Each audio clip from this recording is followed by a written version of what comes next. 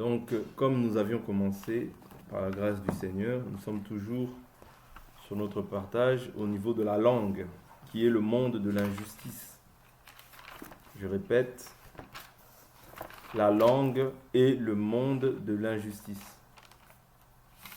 Ok.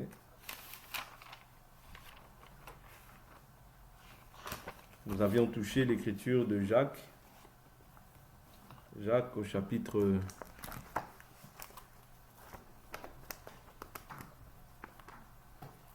C'était un texte de base, hein.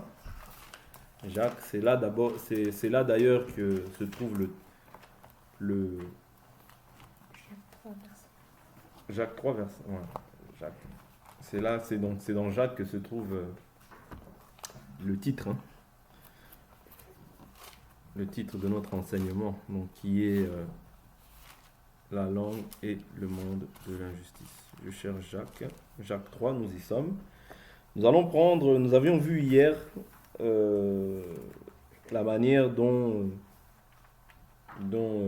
une personne, c'est-à-dire parce que au verset 2, il nous parle du fait que nous bronchons tous de plusieurs manières. Si quelqu'un ne bronche pas en parole, c'est un homme parfait, capable de tenir tout son corps en bride. Okay? Si nous mettons le morse dans la bouche des chevaux pour qu'ils nous obéissent, nous dirigeons aussi leur corps tout entier. Voyez encore les navires, si grands qu'ils soient, et poussés par des vents impétueux. Ils sont dirigés par un très petit gouvernail au gré du pilote. Vous voyez, donc c'est le pilote qui gouverne ou bien qui conduit en fait le navire. Okay, nous avions pris en fait l'écriture de Acte 27 où nous voyons Paul, Dieu lui a accordé la grâce de toutes les personnes qui étaient dans le bateau. Okay? Donc c'est ça un conducteur. Un conducteur, en fait, les conducteurs, selon Éphésiens chapitre 4, il a donné les uns comme pasteurs, apôtres, prophètes, docteurs, évangélistes, pour le perfectionnement des saints, cela en vue de l'œuvre du ministère et de l'édification du corps du Christ. Okay? Donc nous voyons par là que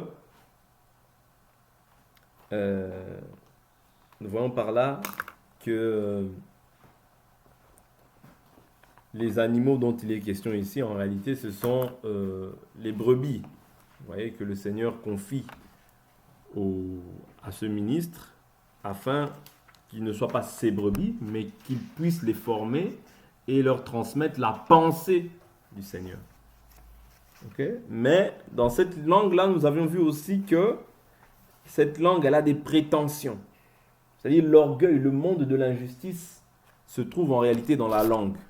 Et si on peut aller plus loin, ce que nous avions essayé de voir hier, c'est qu'en réalité, tout ça se trouve aussi dans le cœur. Parce que la langue, c'est simplement en fait le cœur ou bien la langue reflète simplement l'état de ton cœur. Nous avions vu que si ton cœur est poussé ou bien est tourné vers le mal, ce qui va sortir de ta bouche aussi, ce sera en fait ce qui abonde dans ton cœur.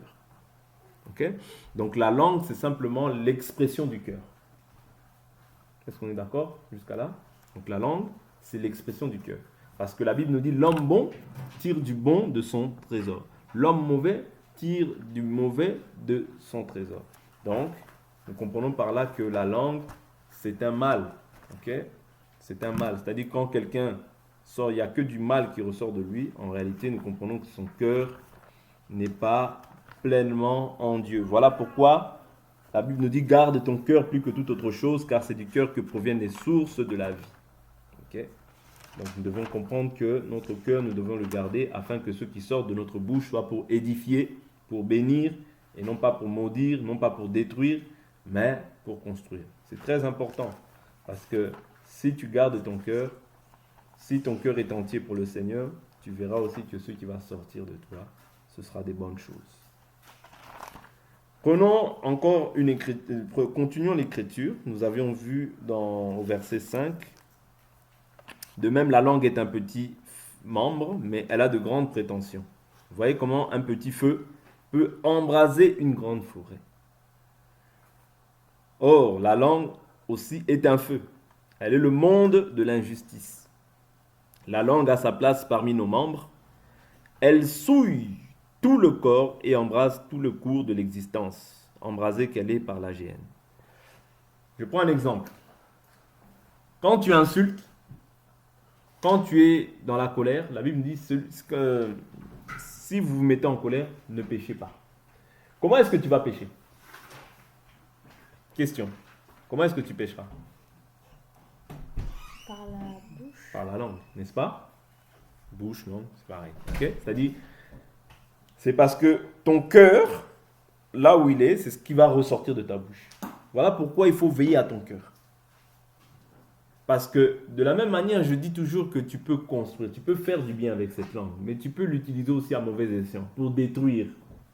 Or, si maintenant ta langue se plaît à détruire, tu n'es plus dans la volonté de Dieu. Parce que la Bible nous dit, le malin ou bien le diable ne vient que pour égorger, tuer, détruire. C'est-à-dire que quand on voit ces caractéristiques-là chez un frère ou chez une sœur, on comprend que le sentiment qui l'anime n'est pas un sentiment venant du Seigneur.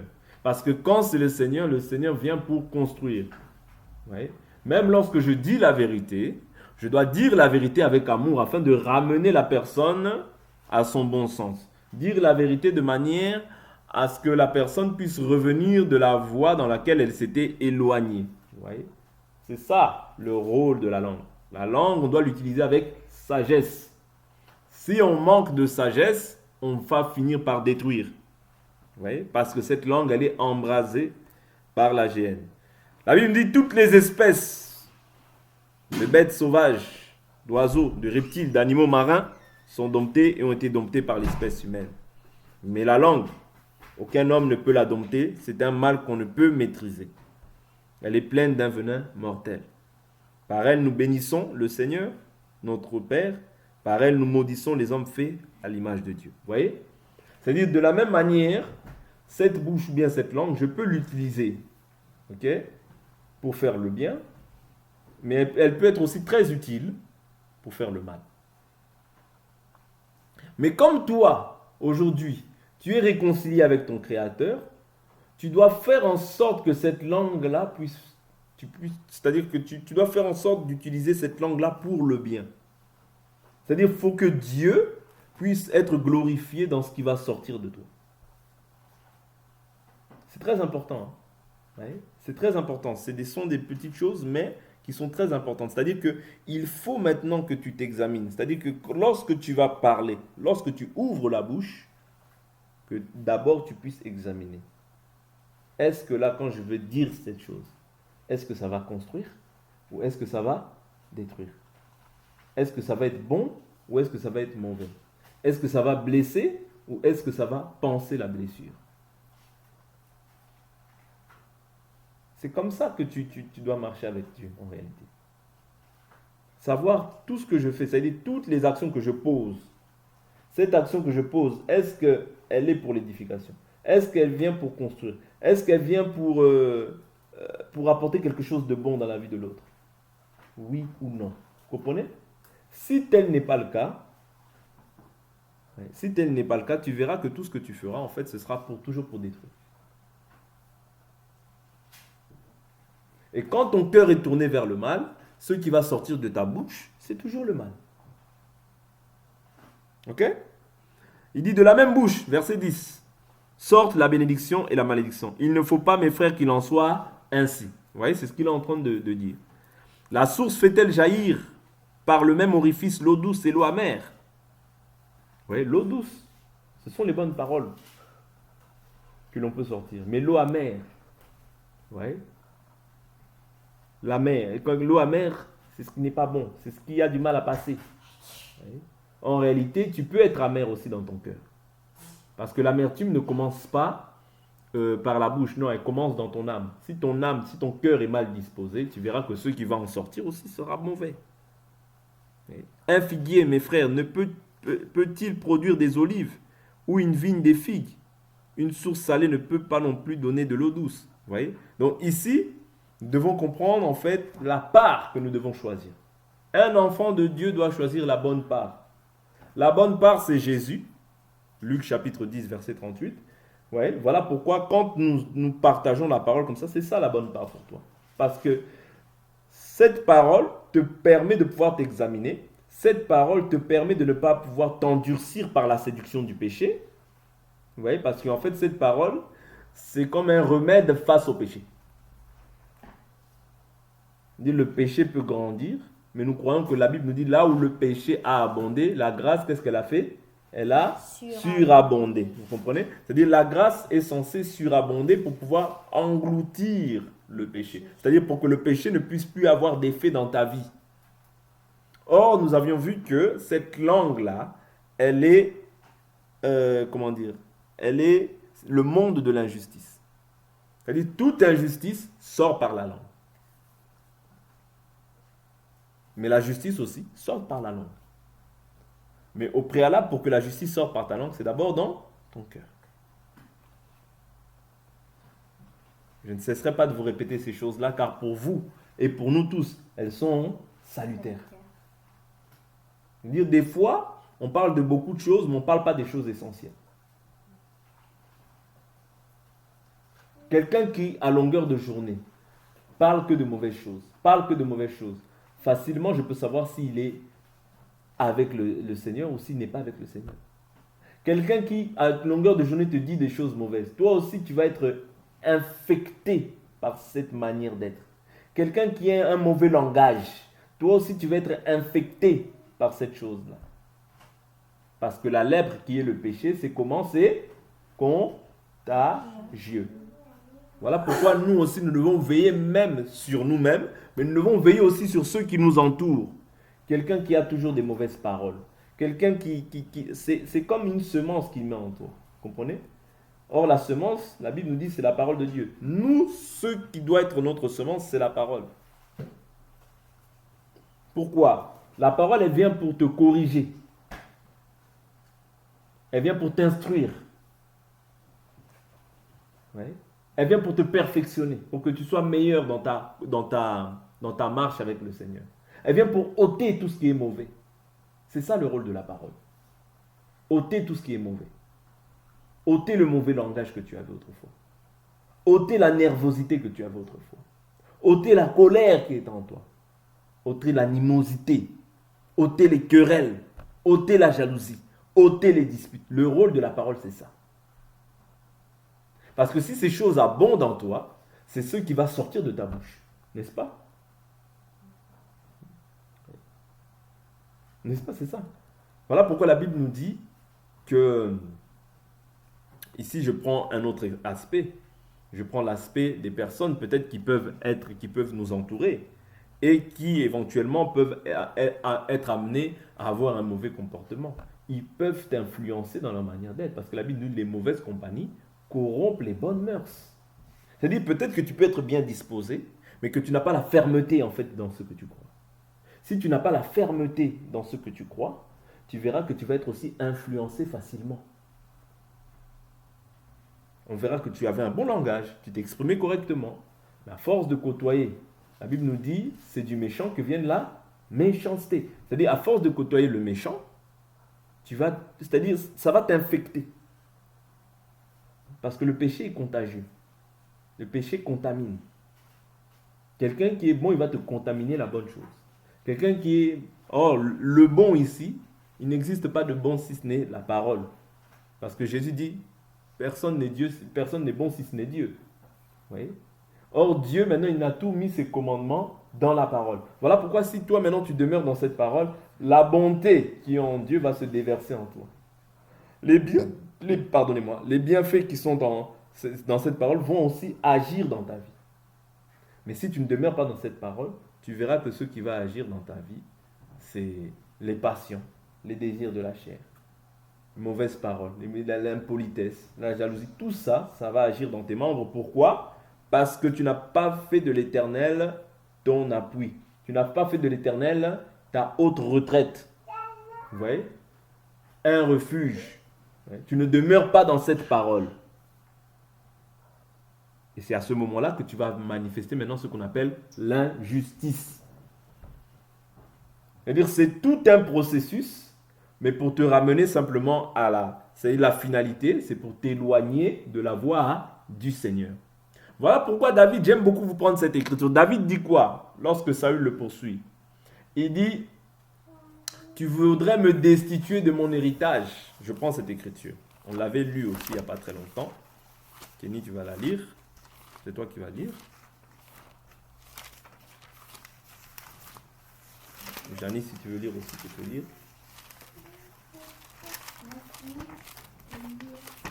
Non, pas toi.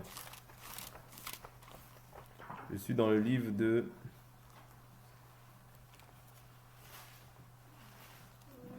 1 Samuel, je crois. 1 Samuel. 1 Samuel.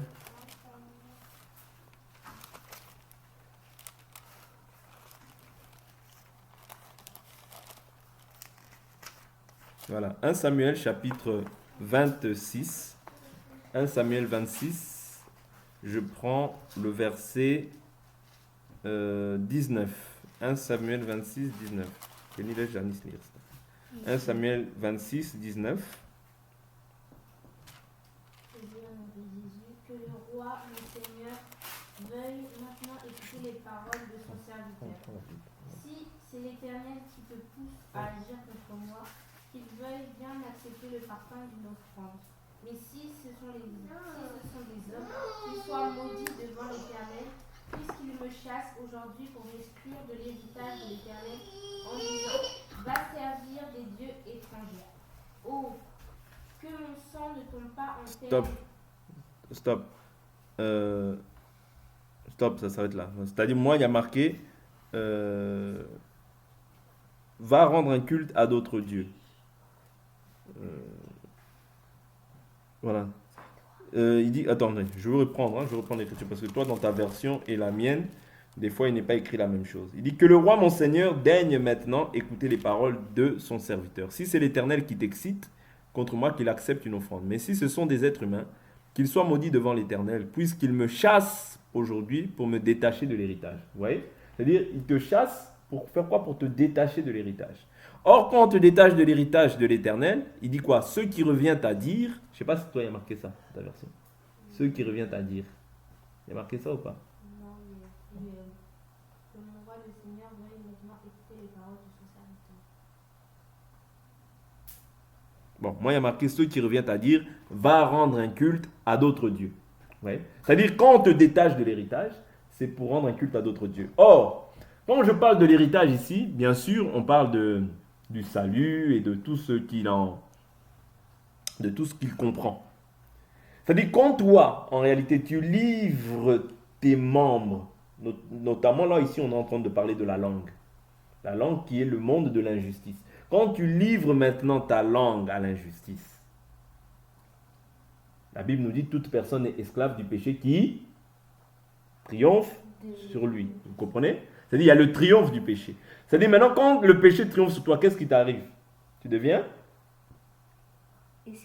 esclave. Amen. Vous voyez, c'est le terme que je voulais entendre. C'est-à-dire tu deviens esclave de ce péché-là qui a dominé sur toi. N'est-ce pas? Vous voyez, tu deviens esclave. Donc quand tu deviens esclave, qu'est-ce qui se passe? Tu es déchu de royauté. De l'héritage. Tu es déchu de l'héritage parce que l'esclave ne demeure pas dans la maison. Mais le fils, il demeure. Vous comprenez? C'est-à-dire que quand maintenant toi, tu as fait de ta vie une vie où tu t'exprimes mal, tu souilles ton corps. Or, c'est-à-dire tu souilles tes pensées, c'est-à-dire tu te souilles. C'est ça que la Bible nous dit. Jacques chapitre 3. Jacques chapitre 3, la Bible, verset 6. La Bible nous dit quoi? Jacques 3, verset 6. La langue aussi est un Plus feu. fort. C'est le monde de la méchanceté. Ainsi, la langue se trouve parmi nos membres. Elle souille tout notre corps et enflamme le cours de notre existence, étant elle-même enflammée par l'enfer. Amen. Vous voyez? C'est-à-dire, elle souille tout le corps. C'est-à-dire, par cette langue-là, tu peux bénir, tu peux être une bénédiction, mais par cette langue-là, tu peux souiller tout ton corps. Quand c'est des insanités qui sortent de ta bouche, des mauvaises choses qui sortent de ta bouche, tu souilles ton corps. Or, Quand est-ce qu'arrive le fait que tu sois esclave? Lorsque le triomphe du péché se manifeste en toi, alors maintenant tu deviens esclave de ce péché-là. Voilà pourquoi il faut veiller sur tout. Oui. C'est pour ça que la Bible nous dit veiller et prier, afin de ne pas faire quoi? Tomber en tentation. Tu tombes, parce que la Bible nous dit le péché nous fait quoi? Nous enveloppe comment? Facilement. Facilement. Vous comprenez? Le péché nous enveloppe facilement. Voilà pourquoi nous devons veiller sur nos vies. Non comme des fous, mais comme des sages. Oui. Parce que maintenant, toi qui as reçu l'Esprit de Dieu, tu deviens sage. Toi aussi même qui n'as peut-être pas encore reçu l'Esprit de Dieu, mais qui entend cette parole de Dieu, elle a pour but de pouvoir te donner la sagesse. C'est ça que dit la parole. C'est-à-dire, elle a pour but aussi de renouveler ton langage, ta manière de voir les choses, ta manière de parler. Tu dois être renouvelé. Tu ne peux pas avoir le même langage et te dire, bon, ben, c'est pas grave. Non. Quand tu as un mauvais langage, ça doit te déranger parce que tu es maintenant un enfant de Dieu. C'est-à-dire, les gros mots, on ne doit plus les entendre parmi vous. Ce n'est pas moi qui le dis. Prenons Éphésiens. Janice, tu vas lire Éphésiens. Prenons Éphésiens. Éphésiens, chapitre 5. Je prenais à partir du verset 3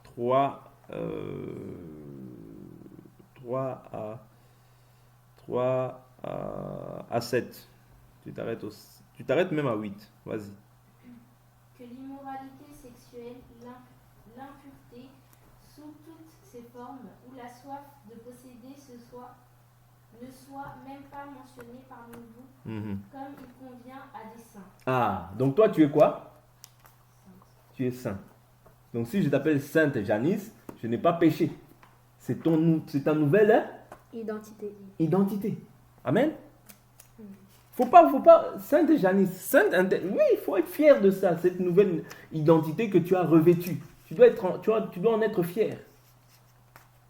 C'est-à-dire, si Dieu te considère comme saint, personne ne peut ôter en fait ce que Dieu a dit. Ce que Dieu a dit, il l'a dit.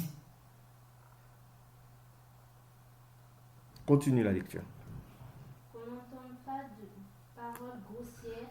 Pas de paroles grossières. Pas de paroles grossières. Or, quand tu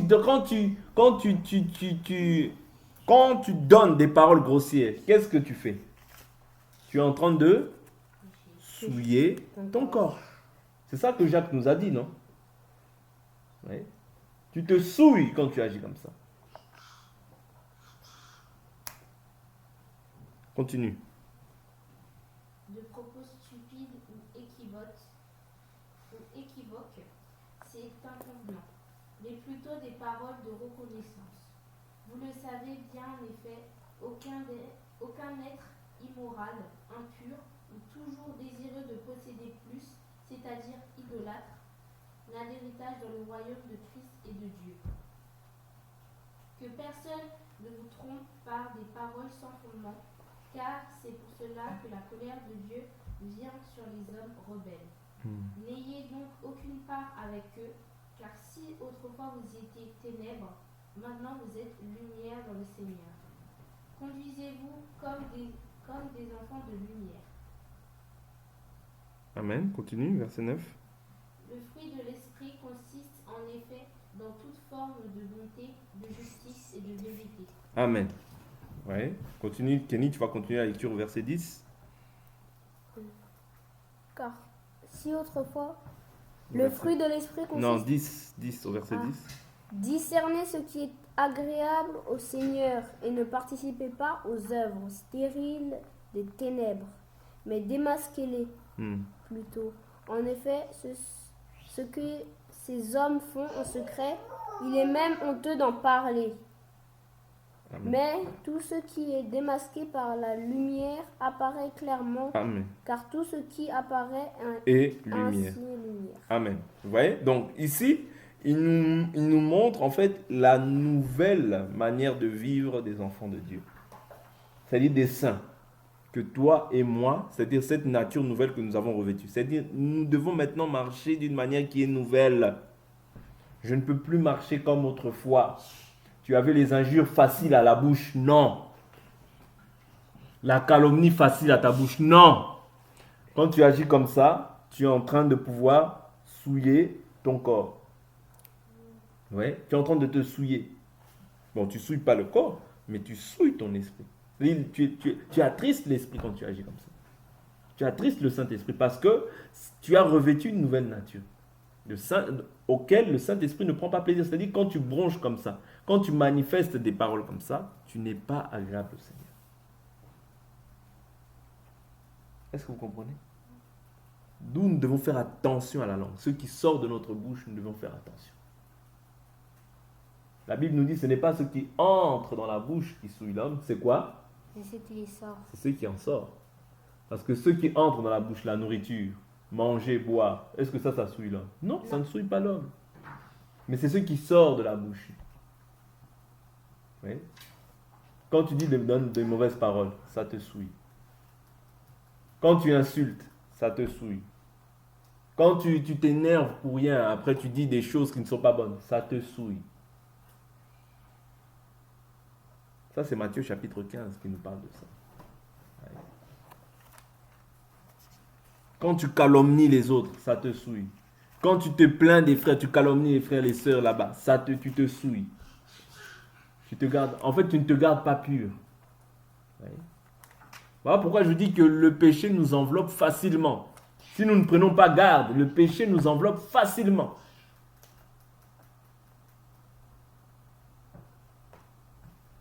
Est-ce que vous comprenez? Le péché nous enveloppe facilement. Voilà pourquoi nous devons traiter durement notre chair. Nous devons la traiter durement notre chair. Parce que cette chair-là a le désir de faire quoi? Cette chair, quel est le désir de la chair? Quand tu critiques les gens, ça c'est bien. Cette chair-là, elle aime ça. Quand tu fais des choses, c'est-à-dire tu es en colère, tu veux dire un mot et tu le dis aussi, sans tenir compte de la personne qui est en face de toi. Tu dis cette chose, ça la blesse. Mais toi, tu te dis, c'est pas grave. Ça, c'est quoi? C'est une œuvre de la chair ou de l'esprit? C'est une œuvre de l'esprit. Pourquoi? Parce que tu ne te rends pas compte en fait de la douleur que tu peux apporter aux autres. Oui. Or, si nous sommes en Christ, nous devons être des artisans de paix. C'est-à-dire, partout où je passe, je dois faire en sorte qu'il y ait la paix. Je dois être un artisan de paix partout où je vais. M'assurer en fait de venir laisser la paix et de partir aussi de laisser la paix. Je ne peux pas aller dans un endroit, c'est en paix, quand j'arrive, il n'y a plus la paix. Non, ça c'est pas Dieu. Vous comprenez? C'est très important. Et nous sommes des artisans de paix. Partout où nous passons, nous devons laisser des empreintes de paix. Fais très attention à ta langue. Parce que, vous savez, les gens qui sont impulsifs, voilà pourquoi la Bible nous parle de quoi? De la maîtrise de soi. Ouais. La Bible nous parle de la maîtrise de soi. Ouais. Quoi?